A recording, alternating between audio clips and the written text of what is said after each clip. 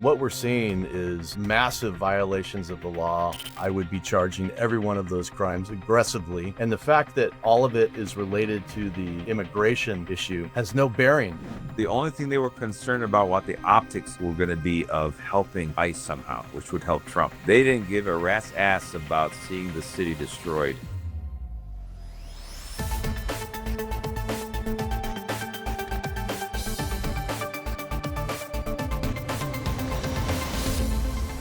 Hello, everyone. Welcome to this very special episode of the Steve Hilton Show. I've been in downtown Los Angeles all week.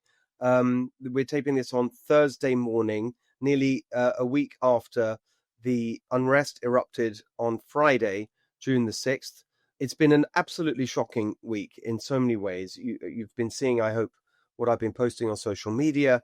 The scale of the breakdown in law and order and civilized values has been just truly, truly shocking. It's unbelievable that this was allowed to go on for so long and was tolerated by the people in charge. And I keep saying people in charge, they're not really in charge at all. And that's been the central problem here. And so, of course, I've been documenting what's been happening, and you've seen my views, and I've been all over the media, and hopefully you've caught some of that. But what I wanted to do with the show today is actually bring to you some real experts in the key components of this breakdown, and people that I've actually been speaking to and hearing their advice. Remember that I'm here in Los Angeles thinking all the time, well, what would I have done if I were the governor? Because, of course, I'm running for governor. And so this is in exactly the kind of situation where you need strong and clear leadership from the people in authority. And as governor, I've been looking at this and thinking, well, what would I have done? What should I have done? What would be my responsibility? What would be my powers? What would have gone differently? That's how I've been seeing this all week long. And so I've been speaking to people, experts, to get their advice from day one. And I wanted to share some of that with you on today's show. So I'm very happy to say we've got Jeff Reisig joining us. He is the DA of Yolo County. And he's an incredibly thoughtful, serious individual in the whole area of law enforcement and crime. And actually, you may know him because he was the principal architect of Prop 36, which passed overwhelmingly last year.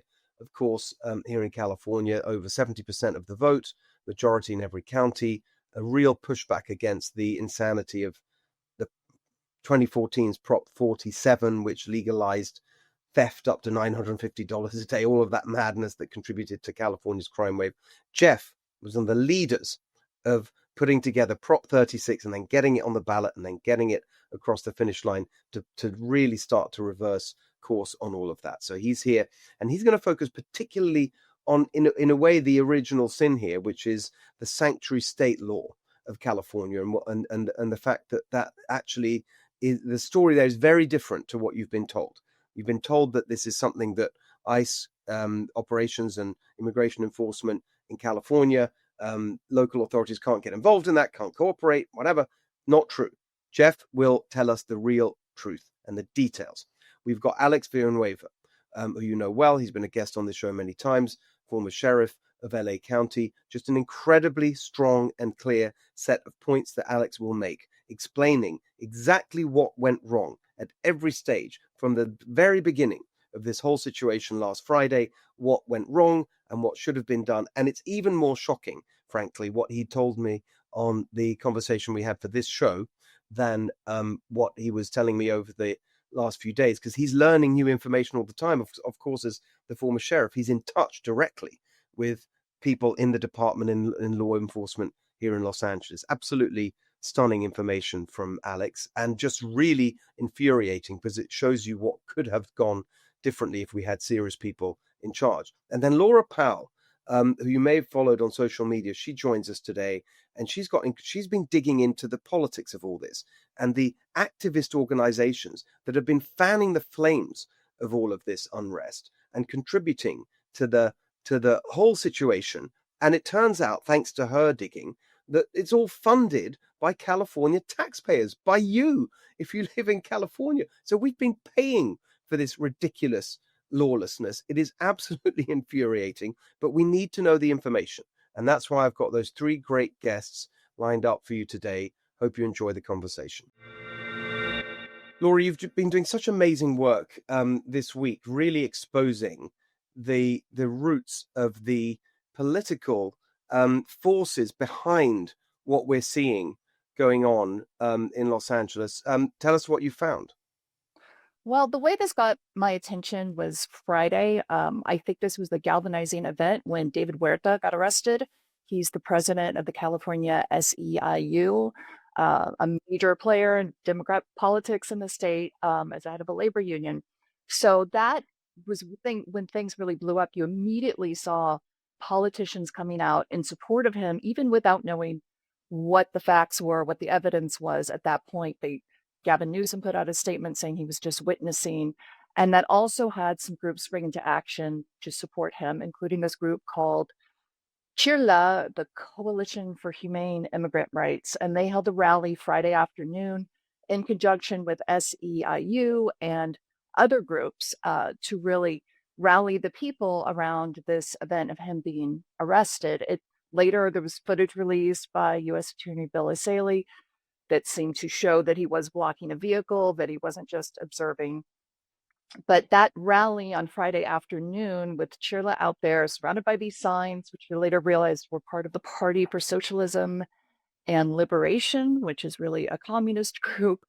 And they're out there on Friday afternoon shouting about how we need to stop this, stand up, fight back, all those traditional, very fiery kind of slogans that you'd see at a far left rally, talking about we must stop these actions. You also, Karen Bass, of course, coming out with her statements saying we will not stand for this, referring there to the ICE enforcement actions that were taking place. So that's when things really heated up around that. So I start looking into who is this group, and of course there's all these questions. Is somebody funding this whole thing? So I started looking at who the group CHIRLA is, and found a financial audit from 2023 that breaks down a lot of their financials and found that they were mostly funded by California taxpayers. They do a variety of things, but mostly, if you look at their list of programs, I looked at their budget. So they do have, I think it was 37% is legal services, which at least sounds like something. But Yes. that's mostly stuff like maybe deportation defense for illegal aliens. But the rest of their programs really all sound like they're kind of the same thing. It's all activism. It's organizing politics. They're involved in advocacy. They advocate at the state level for passing bills. There's 30 bills this year. They filed letters on a variety of subjects way beyond immigration. It's sort of a whole left ideological agenda. You'd see rent control, climate change, criminal justice. But they spend a lot of time, and I've been digging in more. I'm seeing the kind of rhetoric that they use. And and this is still continuing, even as the protests turn into riots. They're still out there sending out these messages to the public and their followers that, and it's really inducing fear in people. It's telling them, I've realized the backdrop here is that, there are a lot of immigrants and there's a lot of illegal immigrants in California, in Los Angeles. I saw a statistic, 10% of LA County are illegal aliens. 20% of children in LA County have at least one parent who's an illegal alien. So they are using that fear that people have of what could happen to them to try to get them out and respond. And so that's, to me, why I'm holding them responsible is part of that rhetoric, knowing there's people in the streets that are, going crazy, and then to just keep encouraging it and inflaming it, saying that, the administration is cruel, it's brutal, it's coming for your family, they're tearing families apart. They said they were going to go after criminals, but they're doing the opposite. That was something that was said by them yesterday, really fanning the flames. And the other piece of what they've been doing related to these riots is that they have a hotline they set up, the LA Rapid Response Network. So they ask people to call in if they see any sign of ICE in the area. So they track that, and then they send out that information to their networks. So that's very much why you're able to see people respond to these locations and then interfere with them, or attack the police, because they've gotten alerts through these networks.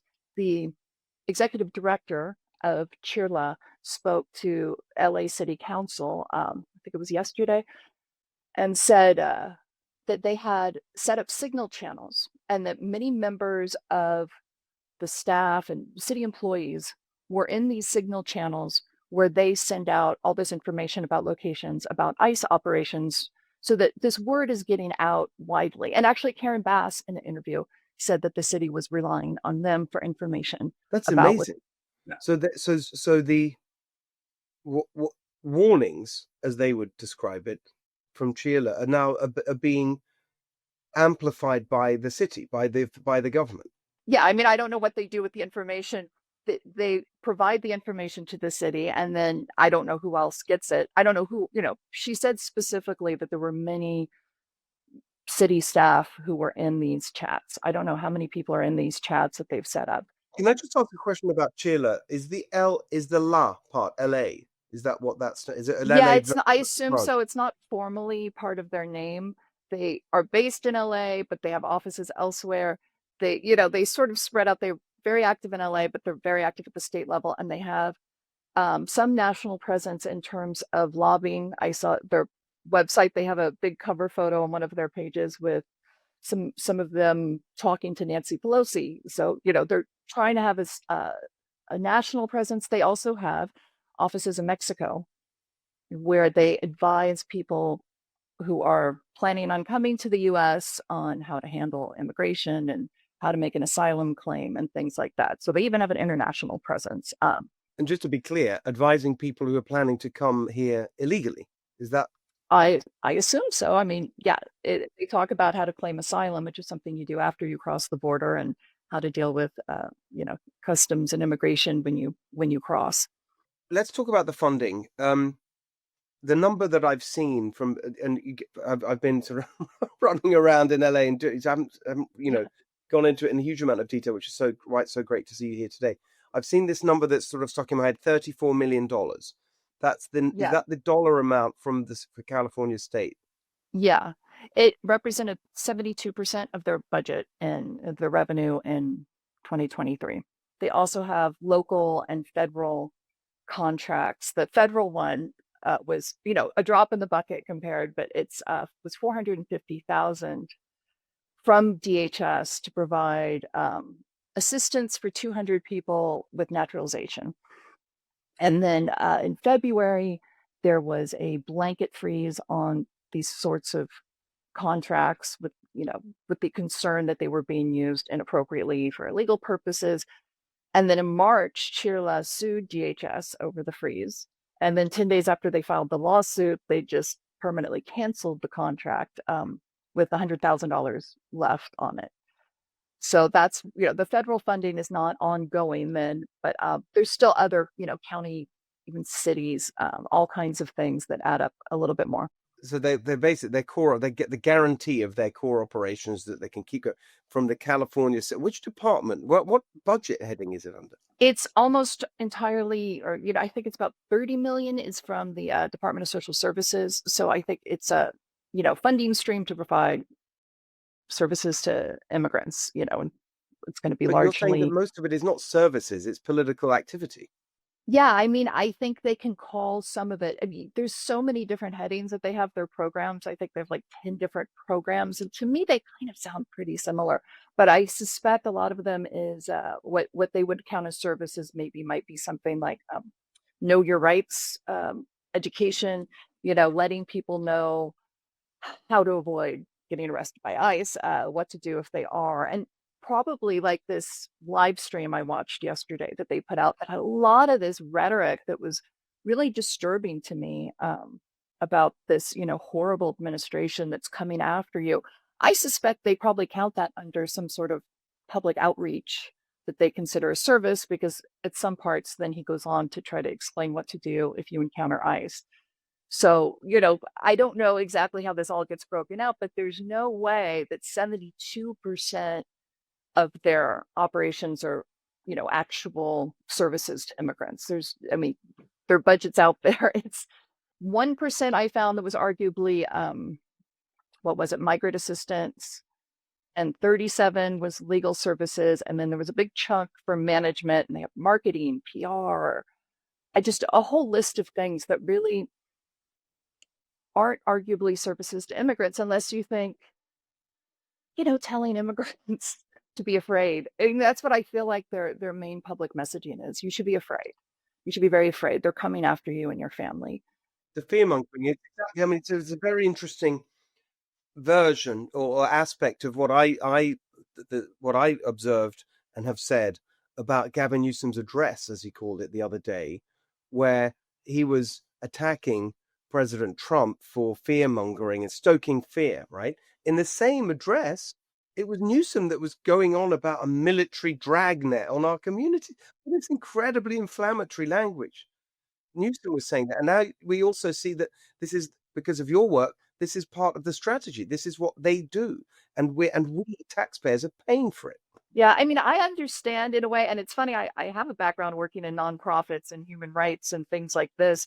And I used to write grant proposals too. And I recall thinking, sometimes we're really exaggerating, and really playing up Right. how bad things are because we're asking for money, and you really want to motivate people to say this is really bad. But at some point, I think that starts to really take over.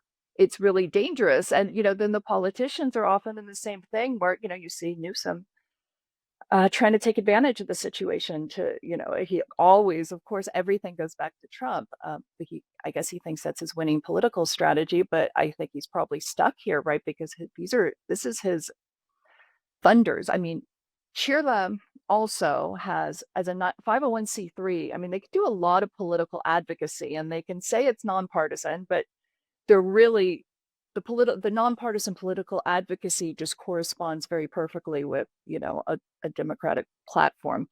But they also have a 501c4 that directly endorses candidates. I don't know how much money they might give, but they endorse them openly. And, there has to be some kind of separation. I don't know if they're following the law quite precisely because they're very closely tied. It's very easy to get them confused. The executive director of Chirla is the board president of Chirla Action Fund, the political arm. Her husband is also on the board. So they're very closely tied. And you see them endorsing Kamala Harris, Adam Schiff, and you see Adam Schiff and Kamala Harris thanking them. And, actually, I'm not sure I saw from Kamala Harris, but I know she's seen talking about them. But Adam Schiff had a post saying, "Thank you so much, Chirla, for your endorsement." And then before that, they had, supported Gavin Newsom. And another thing I haven't mentioned is that their funding jumped from 2022 to 2023. It was only about 12 million in 2022 and went up to 34 in 2023. And I looked and they hadn't increased the budget for these kinds of services. So they just got a bigger share. I'm not sure, who lost out there or why Chirla became more favored from 2022 to 2023. But, one could guess maybe they, did the right favors with the 2022 election. 2023, the last number, we have a budget number. Yeah. Got it. But there is some information available that I have to see what's been granted since then. It gets a little confusing because they're multi-year grants and, contracts in it. But I can see that there's still new contracts coming in from the state. I mean, it's a perfect example, actually, of what I've called the Democrat industrial complex, which is this interplay between. I know that's a bit of a cliche, but I think it really means something here, which is the Democrat politicians, the unions, and you started with the point about Huerta, right? The unions who typically fund their campaigns, and what the Democrats call the groups. You hear that term the whole time, the groups. The activist organizations, and in my language is that I say who give them their ideological instructions, and that's the sort of combination there. This is it. This is what we're talking about. This is the Democrat industrial complex in action. This is an example of one of the groups that the politicians are sort of terrified of. I mean, you hear when you go to Sacramento, that's what we can't do this sensible thing on housing because the groups won't like it. And in that sense, it might be a climate advocacy group. And they're very, very powerful within the political party. But now you've got the government funding it. That's the thing that's unbelievable. Absolutely. Yeah. These Yeah, I've been trying to think of how to explain what their role is here, but certainly they're helping create the narrative that, they can use to justify, why you have to vote for Democrats because the administration, they also, as this nonprofit, they can create this do-gooder image. They also, because, in this case, they're, Latino Spanish speaker, that creates this they can, they are out in the community getting these, talking to people one-on-one or, in groups to to organize them and get them more politically involved. So they have that connections. I don't know what, extent they're really getting out the vote, but that's part of what they do is actually get out the vote. Yes. Can I just check one thing with you? Did you say they have an operation in Mexico? It's on their website. It says they have offices Right. there. I mean, yeah, you can see that page, unless they've taken it down. They did take Okay. a few pages down, but I think they're all in the, Another archives there. another thing I saw was, which I thought someone else was posting about, which was that they gave $500,000, 500,000 to Gavin Newsom's recall campaign. Yeah, I haven't looked at all their, yeah, like I said, I assume that's true because they do have that arm that's designed to do that. And I haven't had a chance to research where all their money went. I mean, I just suspect it's relatively small numbers compared to some of the other things in terms of the money they're giving. That I think it's more those endorsements. I mean, they're also, very close with the union leaders, right? I mean, we had Angelica Salas is the director of Chirla, and she was out there on Friday after David Huerta's arrest saying, he's our brother. There's very close ties. And I just saw we had there's now doing graphics on social media, the labor unions about, we stand with Chirla. There's very close relationships there. So I think they have slightly different roles, similar. They can't give all that money to Yes. the candidates, but they can do all the other things to support their campaigns. And then the last question, Laura, you spotted that, what's her name, Angelica Salas, was a speaker at the Democrat convention just now. Is that right? Yeah, yeah, yeah. I mean, she's very entrenched. She also, she's on I forget the name of it, the Racial Equity Commission she was appointed to at the state level. She's on a bunch of different boards. Yeah, that's how she was actually identified as being with the Cheerla Action Fund, which is the political arm. That's how the Democratic Party identified her. But she's in a lot of different things. And it's kind of funny watching her. I was watching an interview where she's acting more, it was kind of playing the victim, after it was so funny after seeing these fiery speeches. And then she's now I guess the letter from Senator Hawley kind of scared her a bit. And now she's going, what? We're just helping the community. And, What was the suddenly letter kind of about? changing her. Well, no, he's launching investigate, cease and desist any unlawful activities. And we have reason to believe that you're involved in, these riots. She said, well, we're being accused of being a part of fomenting protests. And that's just not true at all. Which I'm not going to say that they, are putting rocks in people's hands or that their staff is out there throwing the rocks. And, and I know there's some sort of rumors about, how there's some masks that we're seeing, that seem to be purchased. I don't know how those are getting there, and I don't know how widespread that is, but certainly they're fomenting the fear and rage that is motivating a lot of people to take to the streets. There's just no doubt about that. Laura, thank you so much for everything you're doing. Where can people follow you? You must follow Laura. She's just posting incredible stuff all the time. Not just on this, by the way. I mean, we spoke, a little while ago, and I just think what you're doing is fantastic. And what I'd love to do is get you back, actually, and we can talk more, not about this topic, more broadly about your political journey, actually, which I think is very interesting. Yeah, I'm a former leftist here. Now I'm independent, but I'm on Twitter way too much. So whatever I'm doing, you'll find there, and it's Laura Powell Esquire. Fantastic. We love it. Laura, thank you so much. I really appreciate you being with us today. Thanks, Steve. So I'm joined now by my friend Jeff Reisig, who is the DA of Yolo County, and everyone in California owes Jeff a debt because he's one of the main architects of Prop 36, passed overwhelmingly last year right across California, majority in every county. This is someone who knows what he's talking about and was actually the first person that I called to get his advice on what we saw happening in Los Angeles in the last week on every aspect of it. And Jeff, I'd love you to sort of talk through what you talked me through in terms of the stages of this, starting right with the sanctuary state law, SB 54, passed in 2017, then moving into the law enforcement response, holding criminals accountable for their behavior, that whole sequence, if you like, where basically everything has been done wrong by the people in charge in California. I'd love you to lay out what could have been done right. Let's start with SB 54. This is used, this sanctuary state law, by Democrats to say, and not just Democrats, frankly, sheriffs and law enforcement generally in California say, well, there's nothing we can do to cooperate with ICE. The phrase you hear all the time, our hands are tied. Is that right? No, it's not right. There's actually quite a bit that sheriffs and DAs and law enforcement can do to cooperate with ICE under it's called SB 54. The sanctuary state law is what it's generally referred to, but it's absolutely incorrect to say there's nothing that we can do. What can we do? I mean, the central point here is that, and this is the point I've been making, is that if you had cooperation between the federal immigration enforcement function and state and local law enforcement, you wouldn't need the kind of raids, as they're described, the enforcement operations, where ICE has to go into the community. It's a point that Tom Homan makes the whole time, which is if we had cooperation, we could just pick up the bad guys directly with the help of local law enforcement. Then we don't need to go and do these kinds of operations, which then are used by the left to rile people up and cause these kinds of protests ending in violence. So what are the specific ways in which, even in California, you could see cooperation happen?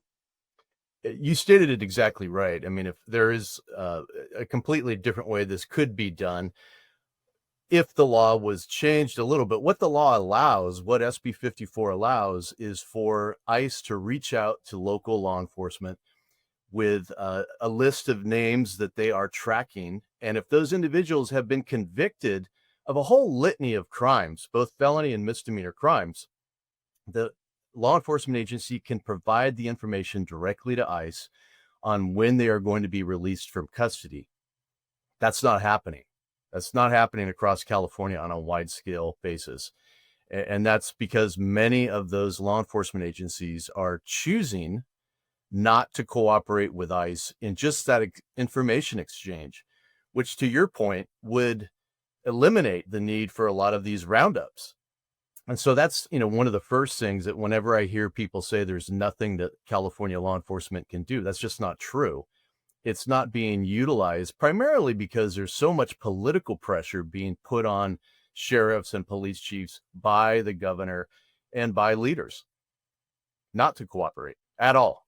So just to be really clear, I mean, you sent me the list. I mean, it's a long list of very specific crimes, and it includes many of the crimes that we've seen in the descriptions of the people that were picked up here in Los Angeles in the exact operations that prompted all of this. But just to be clear, those people need to have been convicted of those crimes in the US. Is that right? And be in custody, in jail, prison in California in order for this operation to work the way you'd like to see it work.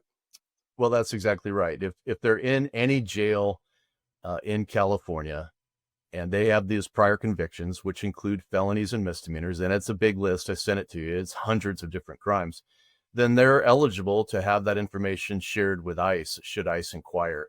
And that would, help ICE identify the worst of the worst and then go straight to the jail and pick them up on the release date, instead of what we're seeing now, which is them having to go into communities in force and track down and find these people in the community. That's what's creating a lot of the collateral damage. And, that's why SB 54 is really flawed in a lot of other ways. But the fact that it's not being utilized with the exceptions carved out of it already is a real problem.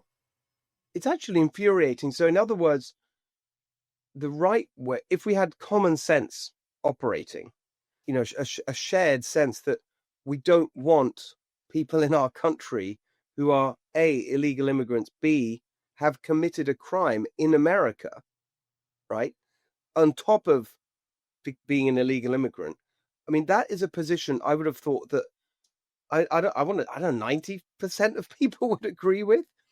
So we know who those people are. They're in the jail or the prison. And actually, what you're saying is that even within California law, you could have a proactive approach with ICE. So every sheriff, every relevant law enforcement official could say, we've got this person, we know they've committed this crime. This crime is in the schedule of what's permitted for cooperation within SB 54. So you could basically alert ICE when they come to be released. Is that what you're saying? That's possible. That's exactly right. That's exactly right. It's just unbelievable to me that this doesn't happen. I mean, I think people, it's truly unbelievable. And so you're saying that it's because what leverage does the governor have over local law enforcement given that the law allows them to cooperate? What you say, it's political pressure. How does that manifest itself? Well, the law, if you read it carefully, it does make it clear that the cooperation is discretionary on behalf of law enforcement. It's not mandatory. And so what you're seeing is the political pressure from the top, from the governor on down, is pressuring a lot of sheriffs and police chiefs just to say, no, we're not going to cooperate under any circumstance. That's the problem. You do have a few sheriffs across California that have challenged that. And they said, no, we're going to do everything we can up to the limit. And that's the way, it should be across California. But as California has gone off the rails, pro-criminal policies, the political pressure, both from the governor and the legislature and even local elected officials in places like Los Angeles, San Francisco, et cetera, is overwhelming for many police chiefs and sheriffs. And that's what we're seeing. That's why you're seeing the lack of cooperation. There's another aspect to this I just wanted to ask you about, which is something that you hear in this discussion, which is that the local law enforcement is not allowed to ask about immigration status. Is that part of SB 54? That's not true, actually. There are, in certain circumstances, law enforcement is able to inquire into the status of the individual. Again, it's nuanced under the code, but it's not a blanket, never know how, situation, which is kind of the narrative that's out there. So what are the circumstances? So let's say someone's apprehended committing an assault. The narrative is, at no point is anyone involved in law enforcement allowed to ask for identification. I mean, how does it seems so crazy. I mean, you must be able to get ID. Is it the question you can't check if it's false? I mean, how does this actually work in reality? Well, the law does not allow frontline law enforcement to focus on immigration as the principal driver of the investigation. And so during the investigation of a crime, law enforcement generally is not authorized to investigate the immigration violations. But once somebody is arrested for those, whatever the underlying crime is, a robbery, a rape, a murder, there's nothing that then precludes law enforcement, once that person is in custody, from asking those additional questions to determine legal status. And that's not happening in most counties. And there's nothing that prevents a prosecutor, for example, from inquiring during the pendency of a prosecution for some other crime about the legal status of the person. I can call ICE and find out, is this person here illegally? That's not precluded by law. It's just not happening on a regular basis. Again, this is just astonishing to me when you hear that narrative so strongly reiterated. So is that, and I just want to be really precise about this, did SB 54 change anything in relation to the establishment of immigration status? Well, it did in the sense that it prohibited proactive cooperation between law enforcement and DAs, where, just say before SB 54, police could directly investigate the legal status at the same time of the criminal investigation and contact ICE proactively to say, I got this person. Do you want to come get them? Right. And that worked. A lot of times as a prosecutor, I'd go into court. I would see that somebody had an ICE hold. And instead of going through the long drawn out prosecution that would spend taxpayer dollars and take months, we would just pick up the phone and call ICE and say, we have somebody here with an ICE detainer. Would you like to come take them? And that would happen all the time. And clear out the jail of that individual, save the taxpayers' money, and a bad guy would be going on his way back home, wherever that was. That doesn't happen anymore because we can't proactively cooperate with ICE and ask them to come get that individual. It's such a sort of mess of a system. So you can't proactively do it, but you can within the law, within SB 54, you're saying you could, during the process, incidentally ask and then alert ICE when they're released. That's the difference, is it? So it's like the stage of the process that you could alert ICE. We can inquire about status with ICE legally, but we can't ask them to come take the person. And at the same time, ICE can reach out. They can reach out proactively to the jails and law enforcement. If they have existing names, they can reach out and find out, when is this person going to be released? And we can give them that information if we choose. Those are the rules. But under SB 54? Yes. But are you saying that's not happening? It is not happening universally across California. And that's because of the overarching political demand of no cooperation. Yes. And I think in some cases, there's just a lack of understanding of the exceptions. I mean, the code is very complicated. I mean, I sent it to you. You read it. I've been a lawyer for 30 years, and it's, sometimes you read these codes and it's a jigsaw puzzle to figure out the pieces. And so the exceptions, which are in the law, are nuanced. And I think it's a combination of people are not comfortable understanding the exception in the laws, but more significantly, it's the political narrative and pressure in California that comes from the top and the media that just, frankly, I think it scares a lot of elected officials from touching the ICE issue at all. They won't do it. I mean, just to sort of investigate the other side of the argument, the way that it's often told, this story is, well, the reason that we need sanctuary laws is you don't want a nice grandma who's, babysitting your kids to be thrown out of the country because she runs a red light. Right. That's the narrative.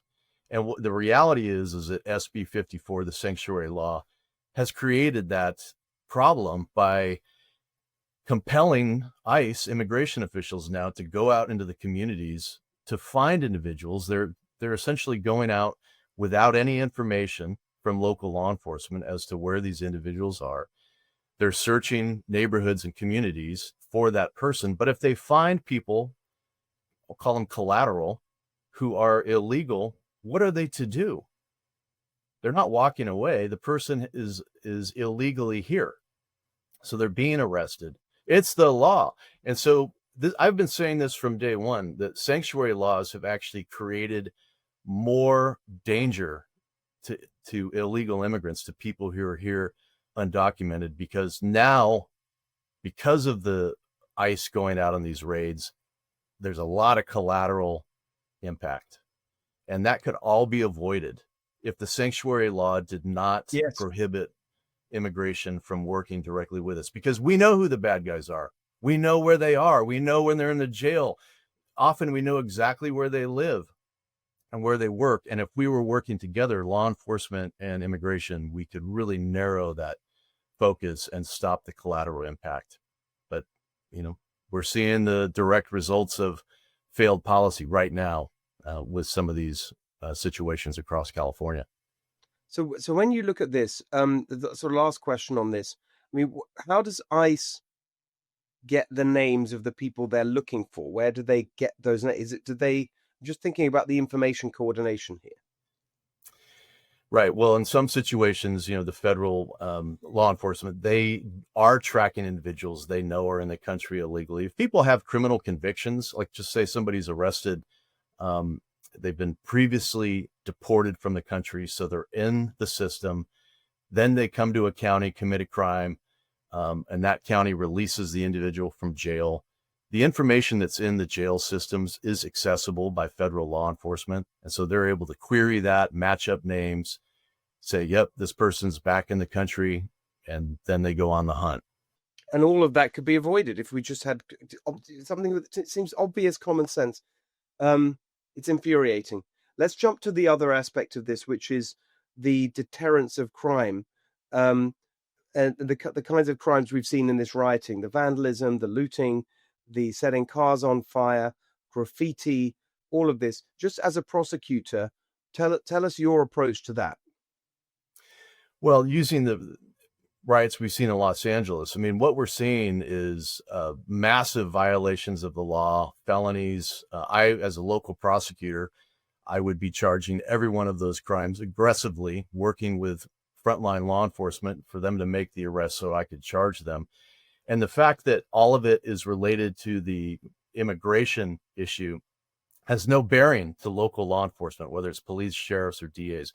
Once people start burning, shooting, threatening, vandalizing, whatever, those are state crimes that we can and should aggressively be investigating and prosecuting. And we don't have to just stand by and wait for the city to burn down when these immigration raids are going on. I do think that there is an obligation for local law enforcement to be on standby, not to assist in the immigration raid because the sanctuary law prohibits us, but to stand by if there's going to be some type of blowback, some type of riot, etc., which we now know there is almost every single time there's some event. And that's where local law enforcement can immediately intervene and start making arrests for law violations. And isn't it the case that local law enforcement could be there to stop or deter attacks on federal law enforcement agents, not to do the raids or participate in the enforcement in any way, but to stop violent attacks on the federal offices? Is that right? Well, 100%. I mean, local law enforcement has an obligation to protect the community. That's people, property, etc.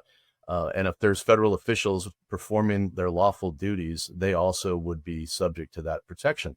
And that's just not happening because, again, law enforcement, many agencies they're trying to stay so far away from the immigration issue because of the sanctuary laws that, like we saw the other day in LA, by the time LAPD engaged, hours had gone by and things had escalated to absolute chaos. That shouldn't have happened. So just again, to be very clear about it, there's nothing in SB 54 that would have prevented LAPD from engaging earlier to protect people in the community, including ICE officers at that point. Absolutely. And again, it's nuanced only in the sense that they could not directly assist in the immigration aspects, the capturing the illegal aliens, but there's no reason they couldn't be standing by providing security for the community. Right. That's what should have happened. And I think going forward, hopefully we'll start to see that more across California now that we've seen these very violent protests all over. And then final question, an obsession of mine being here. I spent this entire week in LA. I've been out on the streets at every stage of this during the day, at night, and seeing the curfew implemented and so on. And the most shocking thing, of course, there's so many shocking aspects to it, but the just unbelievable thing to me was the scale of the graffiti. And people may say, well, who cares about graffiti? No one's being injured. I get that argument. But to me, it really symbolizes the collapse of law and order and the upholding of civilized values. Like every surface covered in vile, disgusting graffiti. I mean, literally yesterday, Gloria Romero and I, we went there because we were so offended by it. We cleaned off anti-police graffiti. I mean, literally F the cops and kill cops on the side of the police department building. I don't know how that was ever allowed to get on the police department building, frankly, but whatever. We went and cleared it off. where is graffiti in this kind of crime scenario? How is that prosecutable? Absolutely. It's both the felony when it's the damage over a certain amount.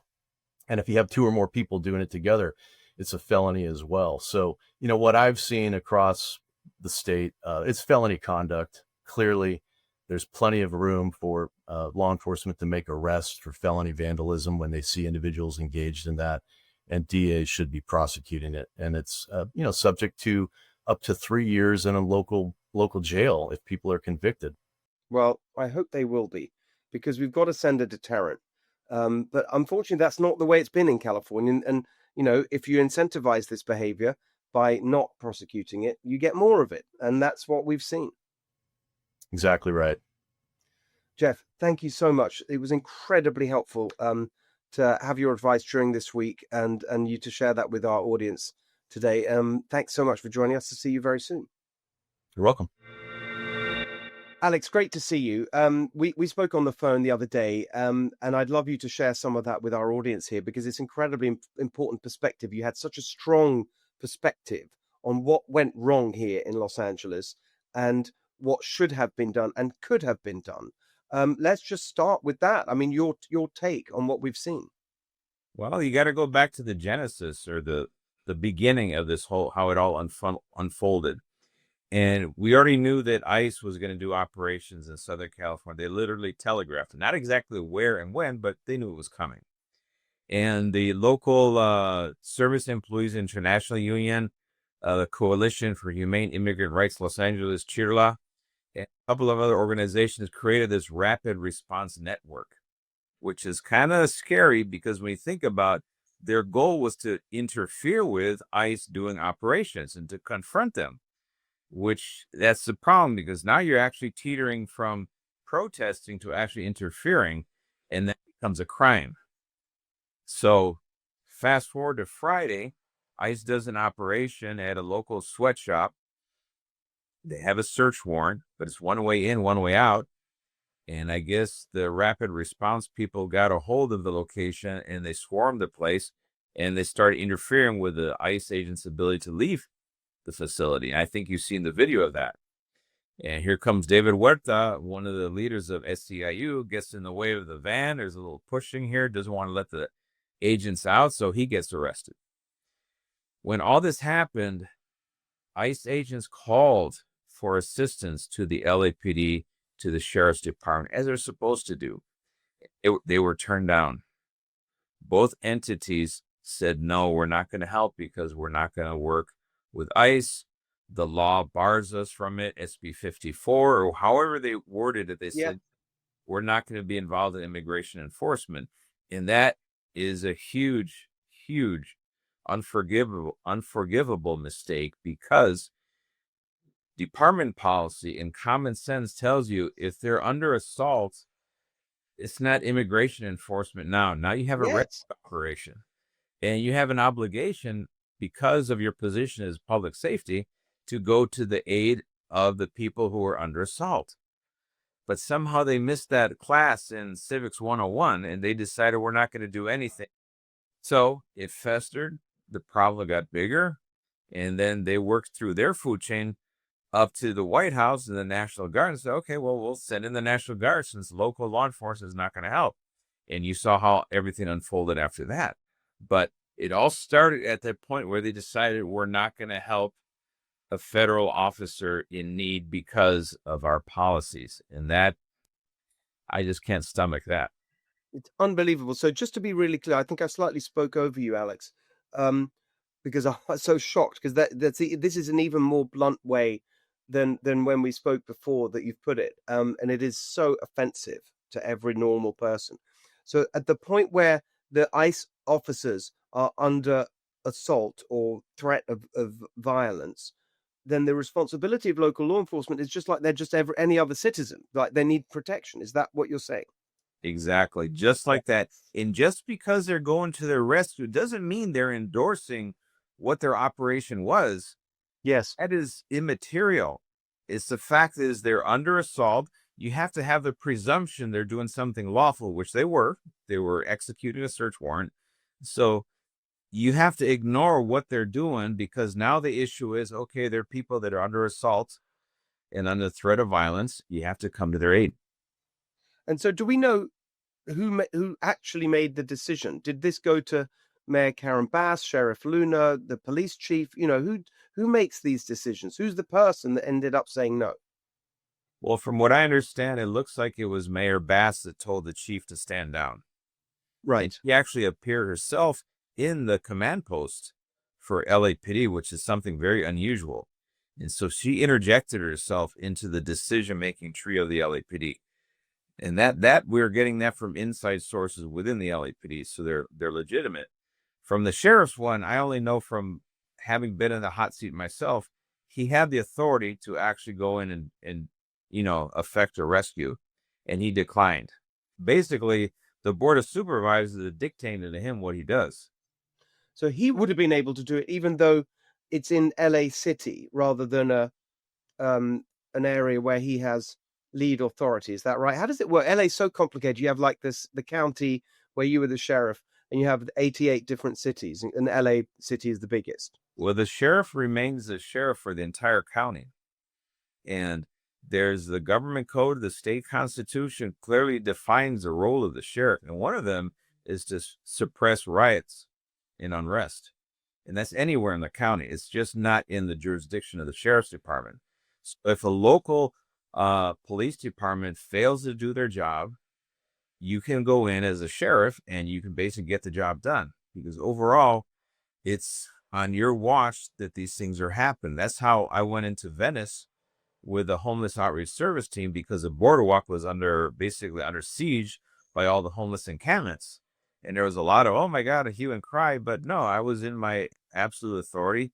Government code sections 26,600 through 26,604 outlines it. If you go and read them, you'll realize, oh yeah, okay, no, there's no doubt here what is. But you have to be willing to embrace that role and that decision-making capability and use it. He also has a dual role, because the California Office of Emergency Services, this is part of the National Incident Management System.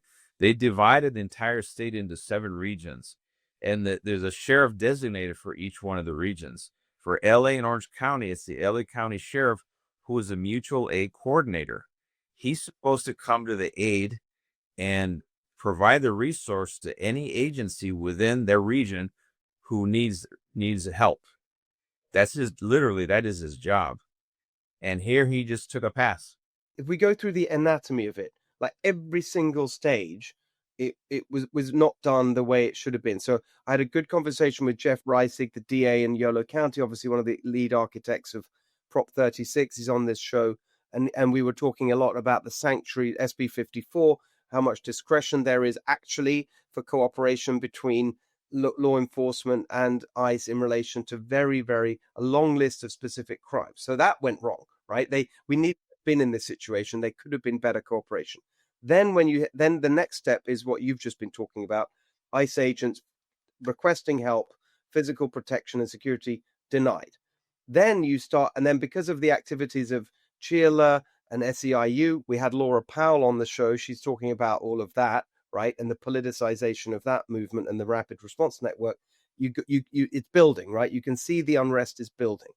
Now, the next stage, at that point, you would think, okay, forget about protecting ICE officers. Now you're into just unrest, the potential of unrest. What should have happened then, and what did happen? One, both the sheriff's department and LAPD are horribly understaffed. I mean, to a historical level. Knowing that at the outset, and then this again falls on the shoulders of the sheriff. Right. He's a mutual aid coordinator. You're going to start a fight and you don't have enough bodies to win the fight. Your first step is actually call up the National Guard through Cal OES and say, hey, we have a huge potential of civil unrest. Our intel tells us there's a lot of people showing up here, and this is going to be for a while. I need you to send me at least the first batch of 500 National Guard. The sheriff starts the process. So when the National Guard are delivered on his orders, he controls the National Guard. Not Trump in the White House, the sheriff does. And this is what we did in 2020. Makes sense now. So you don't even need the governor to do the National Guard. I never spoke to the governor in 2020. I got the National Guard rolling. We used them effectively because we allowed them to protect and safeguard all the public assets that were fixed. It freed up our deputies to hit the streets to then start going after the rioters and the people that are doing all the damage. Here, we just saw all that damage unfold, and we were wondering, when is anybody going to get involved? I mean, people dancing on top of burning cars. I'm sorry. My response to that is, okay, that's not going to last very long. We should have asset protection for fire departments so they can put out fires. And that means you got to have people ahead of them, people behind them in squad cars, armed and ready, and take care of business. And that means you got to have your transportation buses lined up, a lot of flex cuffs, and a lot of people going to jail. That thing should have happened immediately. But what did we see? We saw this god-awful convoy of CHP cruisers on the 101 freeway, and they were surrounded and high ground with protesters with bricks. I'm sorry. I just saw no planning, no communication between the CHP, the LAPD, and the sheriff. I mean, that's like a suicide idea to do that. Why would you allow the people on the freeway to begin with?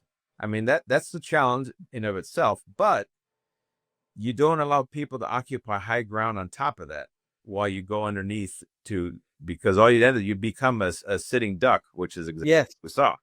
So bad planning, bad leadership, bad outcome. Talk about the role of CHP here, California Highway Patrol. Well, they're empowered with, or they're empaneled with patrolling the jurisdiction is the freeways in the major arterial, highways. And they're also a source that is available through Cal OES. So if the sheriff knows that we don't have enough troops, you can also call up the CHP. Hey, we need a mobile field force. Can you guys cobble together at least a platoon or two for us? Because we're going to need them. And then you got to start working on plans because this playbook has already been done over and over again. Let's shut down the freeway. That's what the protesters want to do, to make a name for themselves. But knowing that in advance, why do you allow it to happen? Yeah, I mean, they happened the other week. Yes. This is not even new. And the sad thing is that you could see the hesitancy of them to stick their neck out and say, no, you can't do that. You're going to go to jail if you do that. They just didn't want to pull the trigger when it was so obvious to do it. And when they failed to do that, the problem got bigger and bigger and bigger. And early intervention, decisive action calms the problem. So what about the speed of that? And I mean, we were talking about you were talking about some, was it LAPD or sheriff's deputies in parking lots? Yes, I had plenty of people tell me that, like, for example, they mobilized detective division because they can't pull out of patrol because there's no one left in patrol. So they pulled detective division. They got them all suited up and all their, with all their toys, and they just stashed them in a parking lot for 15 hours at a stretch without, sitting on launch chairs, just, twiddling their thumbs while the city is being destroyed. I mean, the thought process on this is mind-boggling, and it's breakdown of leadership at the unified command. And where do you think that's all coming from Karen Bass? Like, why didn't the police, like, just to take that example the non-deployment, that's presumably the actual order comes from the police chief. But are you saying that the real order is from the mayor? Real order came from the mayor. She pretty much emasculated the police chief. He spoke at Saturday night saying they were overwhelmed. He spoke honestly. And then the very next press conference, there was the mayor by his side, and he's reading from a script like a hostage, help me, help me. And it was kind of sad to see. But there was no evidence of someone in charge making hard decisions. It wasn't a politician. Politicians made all the decisions, not law enforcement leaders. Right. And that means that their priority was not protecting officers or the public or property, but looking like they weren't going to helping Trump and ICE. Is that The only thing they were concerned about what the optics were going to be of helping ICE somehow, which would help Trump. They didn't give a rat's ass about seeing the city destroyed. And the destruction, I mean, just think about it. Not only do you had all these businesses that were looted, all the infrastructure that was damaged and vandalized. Now they got to redo sidewalks. Who would have thought you got to fix the sidewalk because they broke it up to throw it at cops? All that damage, all the businesses that were destroyed now.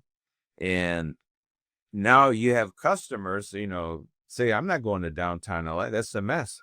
How much business is going to be lost, for a long time till it finally recovers because of this black eye we received specifically because of the corrupt and incompetent politicians. And I want to relate it back to, there's a point that I've been making, and you and I have both been out in the media a lot this week, about an incident that we saw in Los Angeles. I keep saying a couple of weekends ago.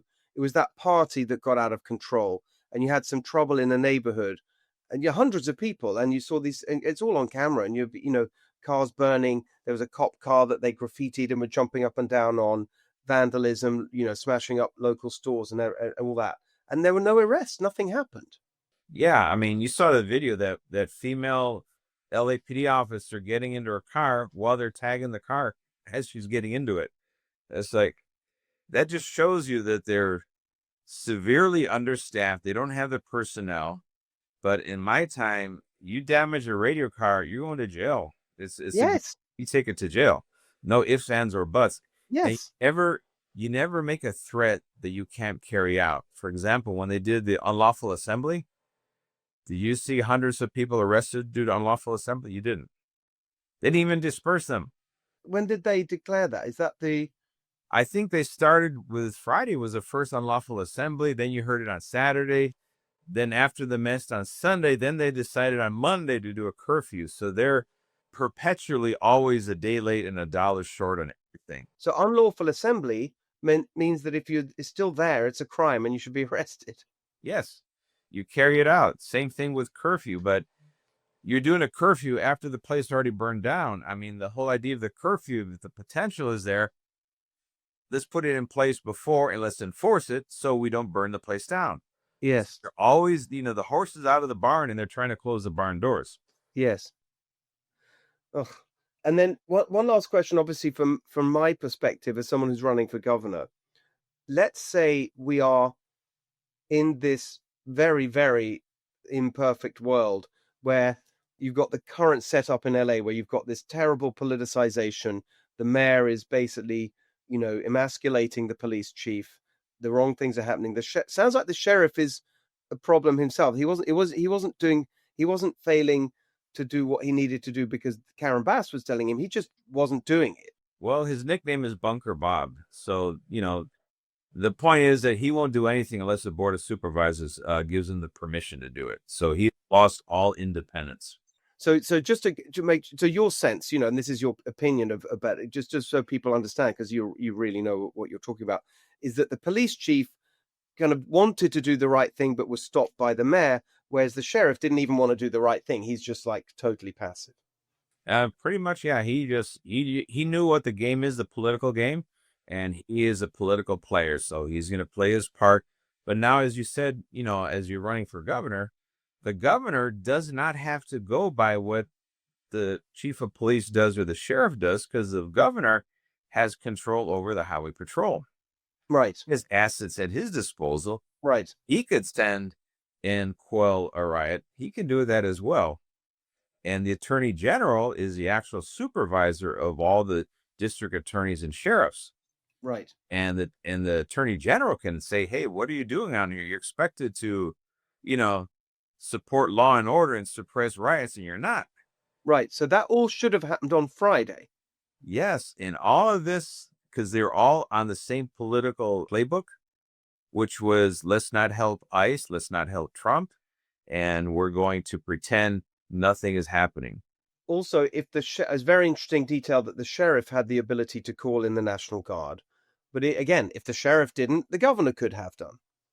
Yes, the governor could have stepped in with the National Guard, with the Highway Patrol, with the assets that he has at his disposal, and done the same thing. But again, They were all playing out of the same playbook. It's so frustrating. I mean, it's just that's why this is such an important moment, because it illustrates it's so much that's gone wrong with crime, disorder, law, and the failure to uphold law and order in California for years of these Democrats, these leftist Democrats in charge. I mean, and you saw all of that played out in the last few days. That we did. And we're talking, over a decade of sanctuary policies has given the false illusion that federal immigration law no longer exists. It still exists. And it's up to whatever the administration in the White House is how they're going to enforce it. I mean, there's a valid point to protest if ICE is heavy-handed, if ICE is running around chasing day laborers instead of going after, valuable, dangerous targets. It's a good argument. And for that, Congress needs to step in and fix immigration laws and clarify the role of ICE. There's a role for all that and a way to do that. But going out there, breaking up sidewalk and throwing chunks of concrete on the cops and fireworks and all that is not the way to go. You lost most of the country, and you're only going to satisfy the far left that hates law enforcement to begin with. So I just want to circle back to one point, which is interesting. Sounds like there's an important organization that we don't really talk about very much, Cal OES. Yes. Has an important role here. Just talk about that a little bit. Yeah, the Office of Emergency Services. That is the state organization. It's controlled by the governor, and they are supposed to be the mutual aid coordinators for the entire state. And then they're part of the national system as well. So all these things working together, that's part of the National Incident Management System. This came out of actually post 9/11. You have Homeland Security presidential directives at, I believe, 5 and 8 that pretty much describe how the NIM system is going to work and how mutual aid is going to work, incident command system, all these infrastructures for managing critical incidents, be it planned events or emergencies, things that happen, like the fires, like the riots, things like that are, man-made. But with that infrastructure in place, it's up to all the players, be it at the state level, the county level, the city level, to know what your role is in it and use the system the way it's designed. That way, you have the resources that you need when you need them, and you have the authority to use those resources. It's all laid out. And these politicians just kind of erase the whole thing with a wave of a hand because they like the optics of, siding with the rioters. And the best example of that is, I mean, if we go back to Friday, which was really a very determinative day, it seemed, that's when it all started to go wrong. On that day, what were they all doing? I mean, I was watching it in real time. You see them pop up on social media. All of these people issuing statements. Bonta and Newsom and Karen Bass and the police chief and the sheriff.